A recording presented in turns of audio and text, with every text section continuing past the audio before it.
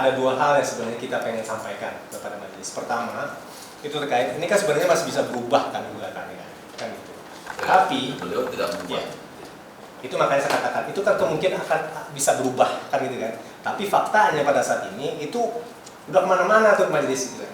Tolong ini bisa ditertibkan gitu kan. Karena ini kan sebenarnya persidangan yang tertutup.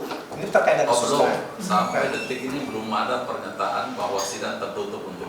Ya, tapi kan ini sebenarnya kan untuk memberikan suatu hal yang nyaman bagi para pihak sebenarnya.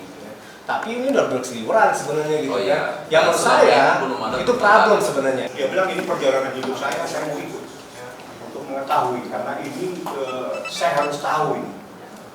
Jika diizinkan sama Yang Mulia, mungkin tidak online tapi offline. Jadi jawab hari apa ya kita saya siapkan waktu. Itu makanya untuk kepentingan anak sebenarnya berdasarkan konvensi hukum anak dan kemudian hukum undang-undang perlindungan anak dan hukum Islam sebenarnya gitu kan, anak tuh berhak untuk mendapatkan kepentingan terbaik sebenarnya gitu kan.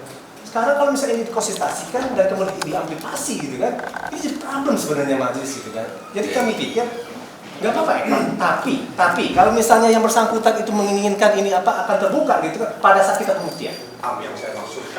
Yang saya maksudkan ini sidangnya selanjutnya jawab menjawab tidak melalui ekor, tapi hadir. Ya saya paham.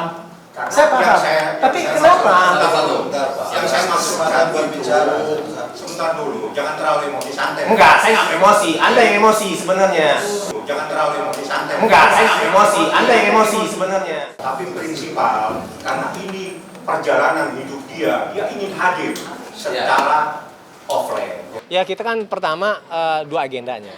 Pertama itu penyampaian dari mediator kepada ketua majelis bahwa sidang itu tidak bertemu terkait dengan jadwal. Nah tadi kan dibilang jadwalnya kan secara ekor atau secara offline. Saya tuh keberatan kalau misalnya secara offline gitu kan, karena dengan banyak pertimbangan sih sebenarnya. Hari ini adalah persidangan laporan hasil mediasi. Laporan hasil mediasi telah dibacakan tadi di depan persidangan. Dan karena mediasi tidak berhasil maka beranjak ke persidangan berikut. Agenda persidangan selanjutnya adalah yaitu tanggal 6 November 2024 itu adalah jawaban.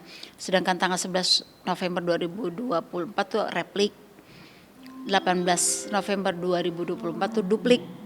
Nanti di tanggal 20 November, ingat 20 November itu adalah pembuktian offline. Kita pengen menyampaikan terkait dengan ini sebenarnya kan aksesibilitas dari prinsipal kami itu dibatasi untuk bisa bertemu dengan anak sebenarnya gitu kan. Nah oleh sebab itu maka saya mohon kepada majelis itu ya untuk memberikan perintah gitu ya agar pemohon itu tidak memberikan batasan kepada si prinsipal kami. Saya hanya menyampaikan ya keinginan dari seorang ibu. Saya cuma ingin mengatakan bahwa seorang ibu itu ingin bertemu dengan anak. Pokoknya saya sama anak-anak dan Paula baik-baik aja.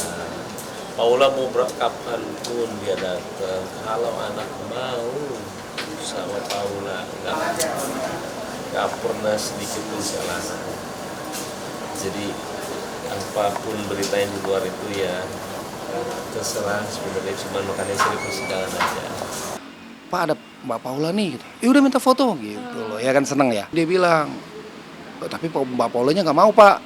Gitu, buru-buru katanya. Oh ya udah, tanggal 23 November 2023.